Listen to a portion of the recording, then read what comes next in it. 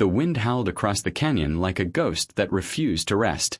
Dust coiled through the dying light as the giant cowboy, Jeb Carver, rode hard toward the flickering lanterns of Dry Creek.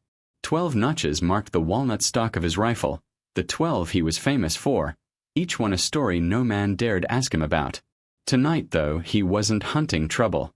Trouble had already found him.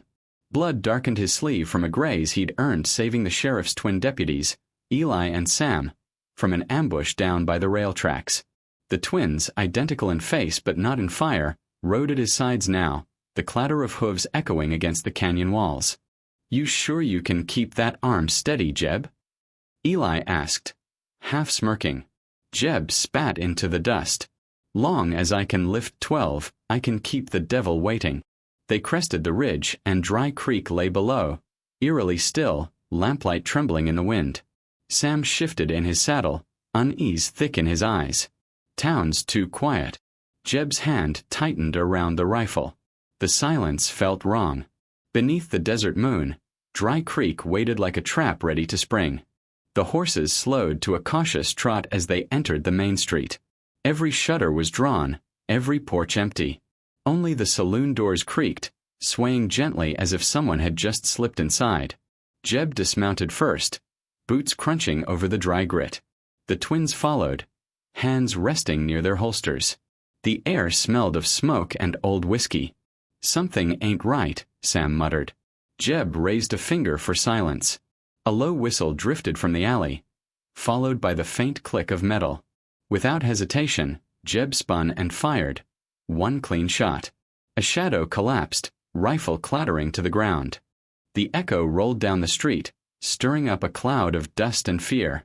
From behind barrels and rooftops, more gunmen emerged, faces half hidden beneath bandanas. Eli's voice broke through the rising chaos. "They were waitin' for us, Jeb." The giant cowboy chambered another round, calm amid the storm. "Then let's not keep 'em bored." Bullets screamed through the night, glass shattered, and fire flared across the saloon front. Through the haze, Jeb caught sight of a mark burned into one gunman's vest, an old brand he'd hoped never to see again. His jaw tightened. The past had come home. Gunfire thundered through the street, tearing splinters from wooden posts and painting the dust with sparks. Jeb moved like a force of nature. Steady, unhurried, every shot deliberate. Eli darted behind the trough, reloading with quick, sharp movements, while Sam covered him from the saloon steps. "You've still got that aim, old man." Eli shouted over the din. Jeb cracked a faint grin. "Ain't age, boy. It's motivation." Another outlaw fell before he finished the word. The brand on their coats, a coiled serpent, twisted in the firelight, dredging up a memory Jeb had buried years ago. The gang that burned his ranch and left him for dead. He'd thought them gone. He'd been wrong. A blast from the roof sent Sam sprawling, hat flying into the dust.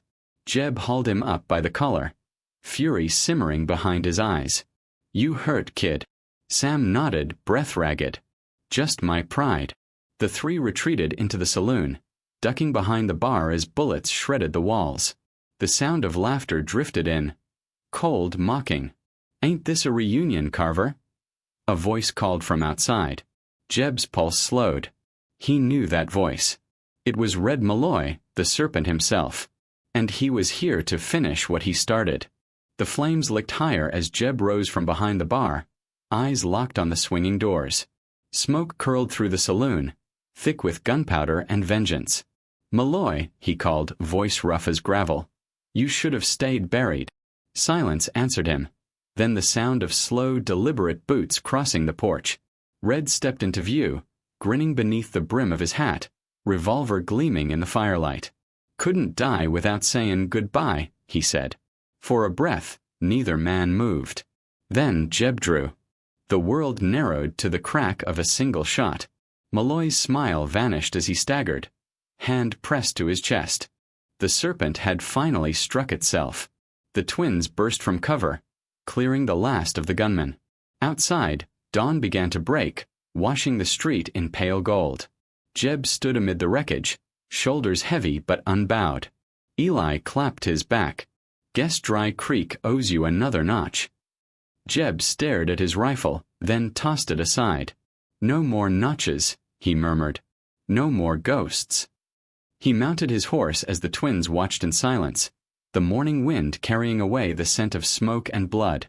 If this story moved you, Jeb's voice echoed, low and sure, don't forget to tell it.